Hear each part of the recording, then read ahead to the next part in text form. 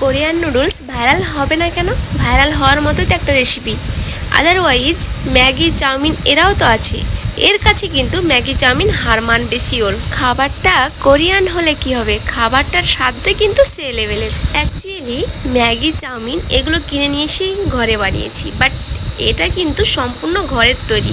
So সকলে এই জন্যই বলে ঘরের তৈরি এবং কেনা অনেক পার্থক্য আছে। সত্যি কথা বলতে কি, যে কোনো রেসিপি ঘরে যদি ঠিকঠাক বানানো যায় অবশ্যই দোকানের চেয়েও ভালো হয়। আমি খাবারটার জন্য সত্যি সারপ্রাইজড। আমি কখনোই ভাবিনি যে এত সুন্দর খেতে হবে। সুতরাং একটা কথা বলতে চাই, যতটা আলু দিবে তার চেয়েও একটু বেশি দিবে কর্নফ্লোর, তারপর টেস্ট অনুযায়ী লবণ অ্যাড করবে। আর হ্যাঁ, ডিম হচ্ছে অপশনাল, তোমরা চাইলে দিতে পারো, নাও দিতে পারো। সয়া সস এবং টমেটো সস আর রসুন কুচি, পেঁয়াজ কুচি, লঙ্কা কুচি এগুলো আমি ইউজ করেছি।